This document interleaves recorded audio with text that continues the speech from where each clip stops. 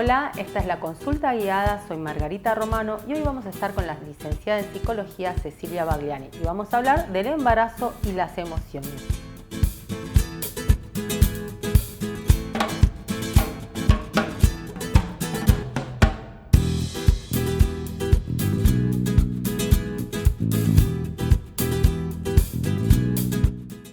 Hola, estamos en la consulta guiada con la licenciada en psicología Cecilia Bagliani, de un tema que parece que todos sabemos, pero no es tan así.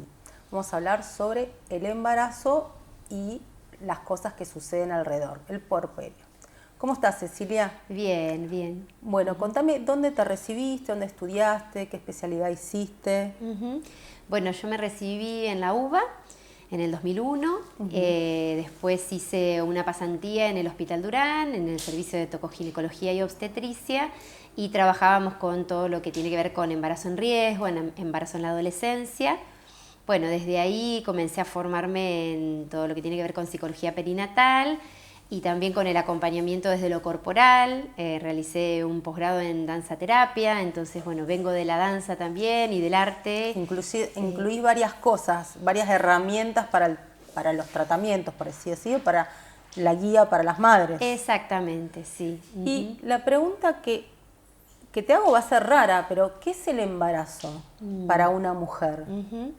Bueno, el embarazo es un estado, es un momento de la vida, digamos, de la sexualidad de la mujer también, que involucra su sistema reproductor, sus ovarios, su útero, ¿no? Y que también tiene que ver con un cambio no solamente desde lo orgánico, desde lo físico, sino también desde lo psicológico, lo emocional, lo familiar, el contexto, ¿no?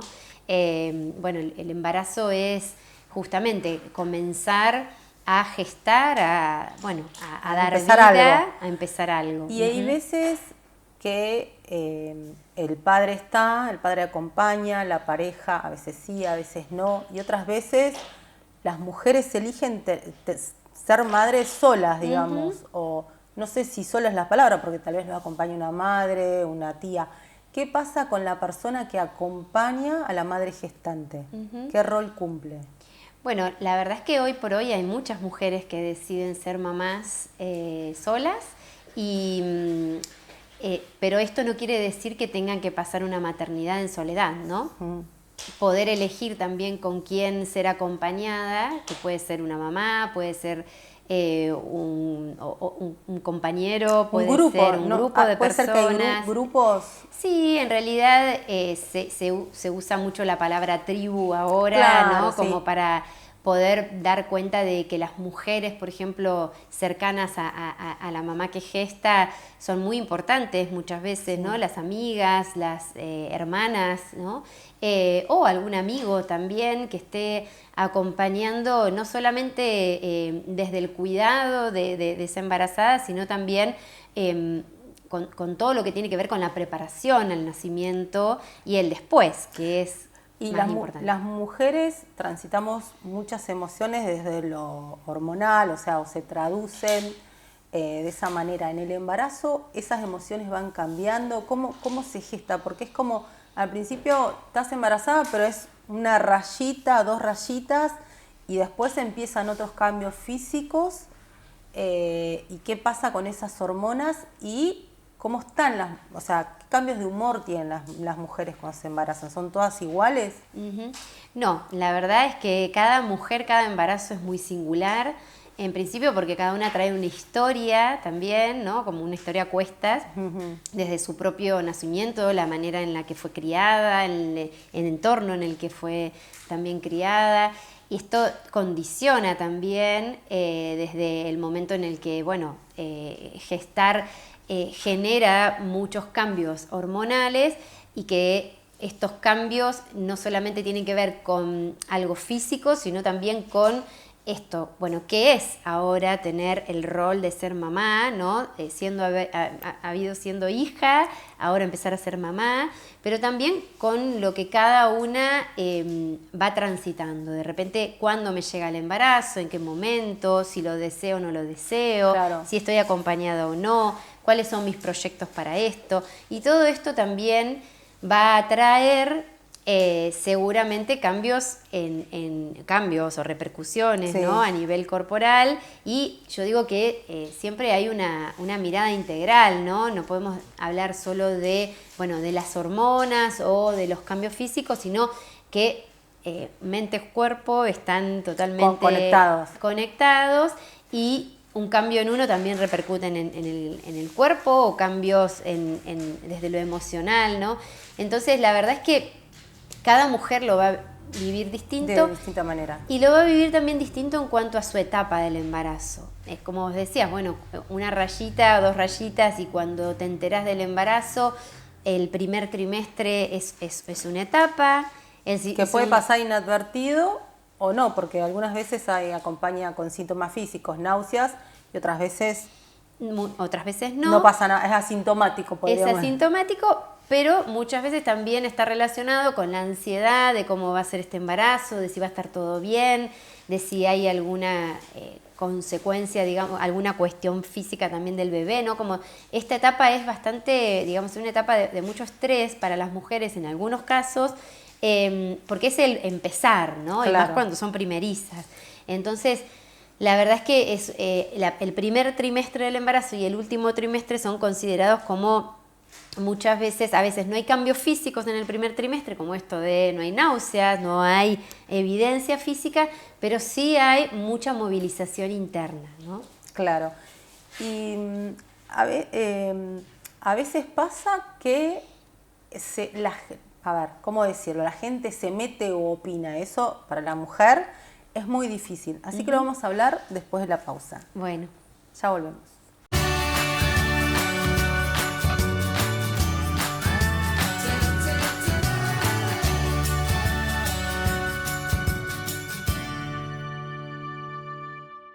Bueno, seguimos con esta charla con Cecilia y vamos a hablar de algo que parece una pavada, pero es muy importante cuando las mujeres están embarazadas, que hay mucha gente que le dice y le da consejos. ¿Qué pasa con estos consejos?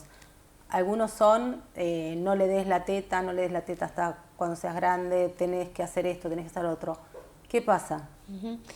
Sí, esto es bastante recurrente. Yo trabajo con grupos de mujeres, de embarazadas, y generalmente es uno de los temas que surge, y que surge con preocupación, ¿no? Porque la verdad es que es un estado de mucha vulnerabilidad el embarazo, y te puede agarrar bien parada y con las cosas más claras, y muchas veces no, y generalmente las mamás primerizas no tenemos por qué tener todo claro, al contrario, vamos aprendiendo. No hay ningún manual. No hay ningún manual, y la verdad es que está bueno también poder escuchar a la mujer, a la embarazada, sin dar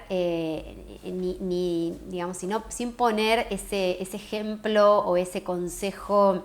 Esa opinión tajante. Y desde lo que a mí me pasó, ¿no? Sí, de repente desde la escucha. Me parece que la mujer embarazada necesita esa escucha, esa palabra más de te acompaño, ¿qué necesitas? ¿No? Te puedo, no sé, ir a comprar algo, puedo hacer algo por vos, lo mismo en el posparto, ¿no? Que esas charlas que se generan entre mujeres, que de repente está la embarazada escuchando, y hay mujeres que cuentan sobre sus partos, sobre las malas experiencias, que tuvieron con sus hijos, y no es necesario. A mí me pasó. Sí. Estar en la sala de espera y que digan no, porque hay que ir a tal lado, porque a mí me pasó esto. Y de repente una señora saltó y dijo, a mí no me pasó nada. Y fue como decir, bueno, o sea, hay opción de no pasar nada. Exacto. Y el trabajo, las embarazadas y el trabajo, ¿cómo se asocia? O sea, hay mujeres que como que dejan todo, otras que siguen como si nada. ¿Qué pasa? ¿Cuál es el equilibrio? Sí, bueno, son momentos a veces que desequilibran, ¿no? Porque de repente una planifica cierta situación en el posparto, y luego una cosa es lo que imaginamos y otra cosa es lo real, ¿no? Claro.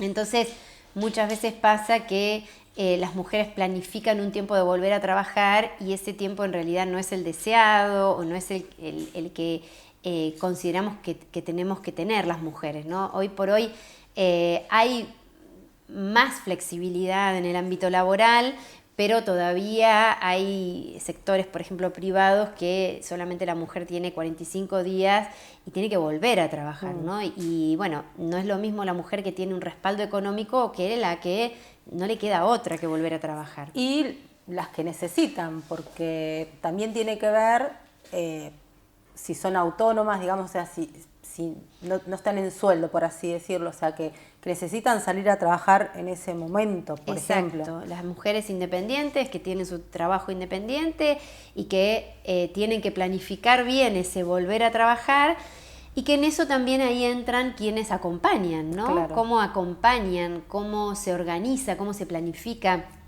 A mí me gusta mucho como generar espacios para poder hablar con quienes acompañan, ¿no? Ya sea la pareja, la abuela, la tía, con quienes están ahí, de esto de la preparación para el nacimiento y cómo va a ser el después. Y en esto de que la mujer no se puede quedar sola en este sentido. Claro, ¿no? y no tiene que ver solamente con el hecho del parto en sí, sino también todo lo que está alrededor, porque a mí me pasó, me hicieron una cesárea y de repente se fueron todos, quedé como parada ahí y se habían ido todos con el bebé y es como que una vacío, desolación, no sé cómo llamarlo a eso, es ese vacío que se le produce a la mujer cuando tiene un hijo, ¿no? Sí, o sea, lo que tenemos que intentar, el entorno que está alrededor de la mujer, es que la mujer se sienta acompañada, ¿no? Y que para poder ella sostener a su bebé y para poder estar, digamos, tranquila y sentir que de a poquito va tomando fuerza para llevar adelante este rol, también hay un entorno atrás que aunque sea poquito o mucho, la está acompañando y la está mirando. Por eso, cuando la mujer de repente se queda sola en ese momento, no sé, de la cesárea, que se fueron todos, alguien que venga, que le diga cómo estás, necesitas algo, cómo te sentís, ya va a venir tu bebé, quédate tranquila, es fundamental. Pero a veces eso no se planifica tampoco en el entorno, ¿no? En el ambiente médico, por ejemplo, en el sistema de salud. Es como que yo por lo menos sentí en ese momento que me quedaba sola, estaba esperando en la camilla que me vengan a buscar. Y, con todas tus preocupaciones y tus miedos de no saber qué pasó con tu bebé y no saber qué va a pasar con vos, porque a veces también hay dolores, hay molestias, hay tensiones, hay, digamos, expresiones desde lo emocional que necesitamos tener ese acompañamiento, esa mirada. Entonces, yo creo que lo más importante a veces es pensarnos todos, ¿no? Sí. Alrededor de una mamá, alrededor de un bebé. No considerar que la mujer puede todo y que tiene que poder, ¿no? Como una obligación. Como una obligación o como un instinto, ¿no? Esto del instinto materno. No, a ver, la mujer tiene dudas, tiene miedos, tiene preocupaciones, tiene que aprender también ese caminito y no por eso hay que dejarla sola, simplemente porque es mujer, ¿no? Claro. Al contrario, me parece que esa mirada no de aniñamiento a la mujer, no. sino de entiendo por lo que estás pasando, empatizo con vos y te acompaño. Y porque te acompaño, también estoy acompañando al hijo que vos ¿no? Gestaste, claro. y pariste o diste a nacer, ¿no? O habilitaste para que nazca.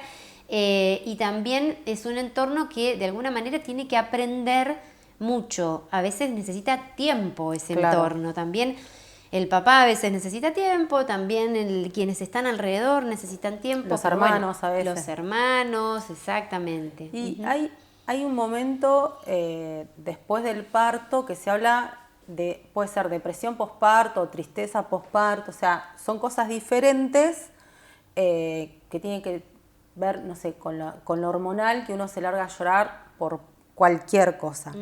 Pero espera un minuto, porque vamos a una pausa y me contás acerca de la tristeza o depresión posparto. Perfecto. Ya volvemos.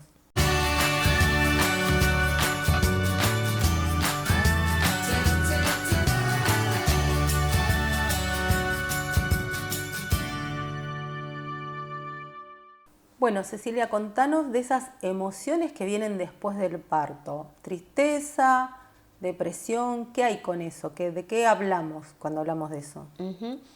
Bueno, en realidad es importante poder diferenciar, ¿no? Lo que puede expresar o manifestar o transitar una mujer en esos primeros 3 meses del posparto, que se le llama puerperio, ¿no? Y que, bueno, hay que ver cuánto dura el puerperio también, que no siempre dura 45 días, como se dice que el cuerpo necesita 45 días para recuperarse, y en realidad la mujer en 45 días muchas veces no está preparada o no tiene tal vez ese tiempo interno como para decir, listo, ya está, ¿no? Puedo salir a trabajar, puedo salir a esto, puedo salir a otro. Es una fantasía esa de... Y sí, o es algo medio instalado que... A los 45 días ya salgo a trabajar como si nada. Exacto. Y hay mujeres que necesitan salir y que ya está, y que hay mujeres que no, que necesitan otros tiempos.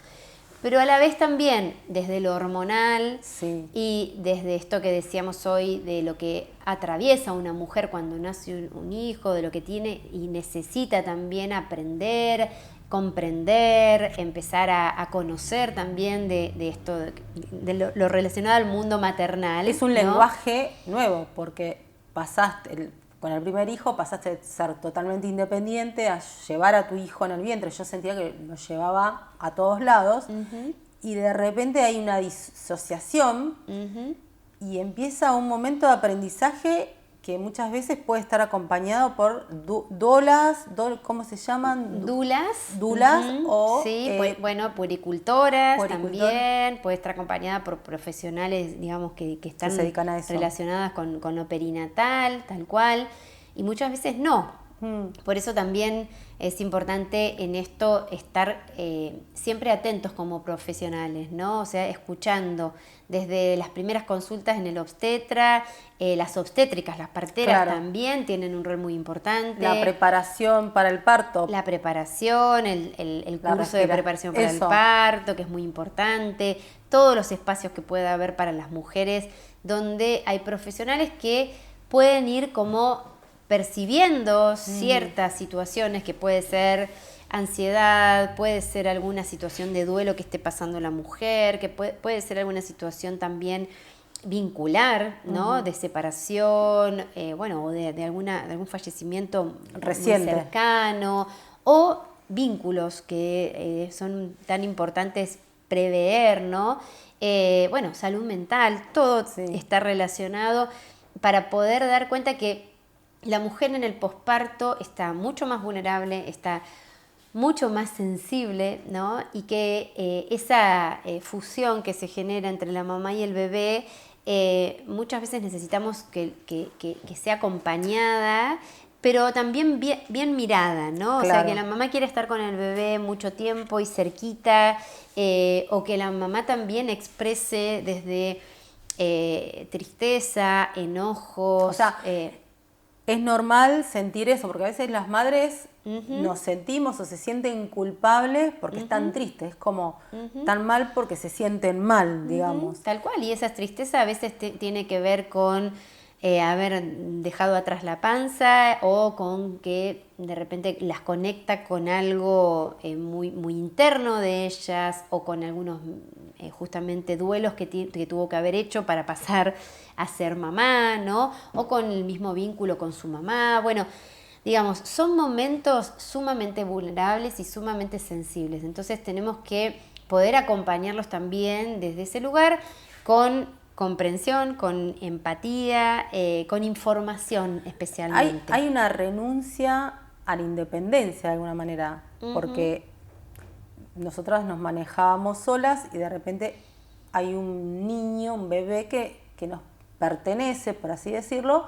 Pero que demanda muchísimo. Y que, claro, depende de nosotros. Entonces es como para las mujeres, por ejemplo, las mujeres que son madres grandes, es como que es mucho tiempo tan independiente, estar de repente dándose cuenta que hay una vida que depende de ellos. Exacto. ¿Y qué cambio hay en la sociedad? Que antes las mujeres no trabajaban y estaban más acompañadas, y ahora ya no es tan así, o sea, ha cambiado la dinámica. Sí, ha cambiado porque también, a ver, las otras mujeres que antes acompañaban, porque eran como momentos muy como matriarcales, ¿no? Claro. De la mujer.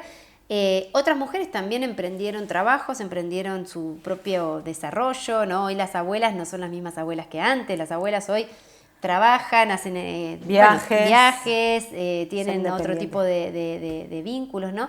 Entonces, es real que ahora los vínculos en la crianza tienen que ver más con la pareja, como puertas más hacia adentro, con esto de que, bueno, es el papá el que también tiene que, por supuesto, no solamente ayudar, sino acompañar, ser papá, ¿no? Paternar, o sea, como paternar se dice. Y estar, ¿no? A la altura de las circunstancias también, para poder criar y para poder conocer a ese y vincularse con ese niño, con esa niña, el papá, la mujer, digamos, quienes están ahí acompañando. Pero es real que a veces quedan muy solos las parejas.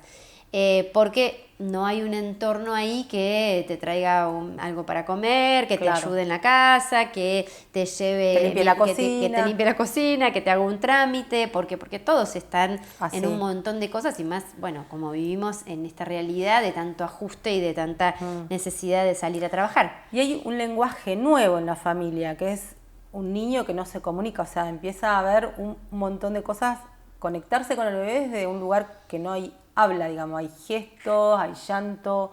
¿Qué es lo que pasa con eso alrededor del niño? En realidad sí se comunica, pero no estamos acostumbrados a ese tipo de comunicación, ¿no? Claro. Entonces, la mamá tiene que aprender a comunicarse y por eso está el cuerpo, está el sostén, está la mirada, está la palabra, ¿no? Pero también son tiempos a veces muy, donde, bueno, hay que transitar, ¿no? Horas y horas de un bebé que está molesto, que llora, que duerme mucho, que no expresa como necesitamos que exprese, ¿no? Claro, hay bebés que no te dejan dormir y otros que se duermen todos. O sea, ¿y qué hago mientras duermen? Claro, ¿no? O sea, y claro. dormir, mientras que duermen, dormir. Sí, ojalá, sí, eso es lo esperable, ¿no? Pero bueno, la verdad es que por eso es una etapa donde yo digo, bueno, es una etapa de mucho caos, interno, externo, de mucha necesidad de orden, pero que nos lleva tiempo ese orden y que no siempre es al tiempo que queremos. Claro. Estamos muy apuradas a veces porque las cosas pasen rápido y eso nos angustia, nos frustra, nos genera mucha tensión entre la pareja también. Por eso digo, prepararse, informarse, encontrar tal vez personas que estén... Acompañarse, buscar personas que hablen más o menos el mismo código, ¿no? O el mismo lenguaje, que no siempre es fácil, pero bueno, lo podemos buscar y preparar ese tiempo, porque la verdad es que es un tiempo que no es fácil. No. A mí lo que me pasó, bueno, fue tener referencias de gente que hace lo mismo que yo. O sea, pues no es lo mismo una madre que se dedica a una cosa o a otra, entonces es como tomar referencias parecidas a lo nuestro. Exacto, está bueno. Bueno, Ceci, nos encantó hablar con vos, muchas gracias. Tal vez volvamos a hablar del tema de después, ¿no? Los niños, la educación de los niños. Los límites. Los límites, tema interesantísimo. Así que bueno, esperemos poder tenerte en otro próximo programa. Bueno, gracias. Un placer, gracias. Bueno, otro programa de la consulta guiada. Espero que les haya gustado y también pueden hacernos preguntas.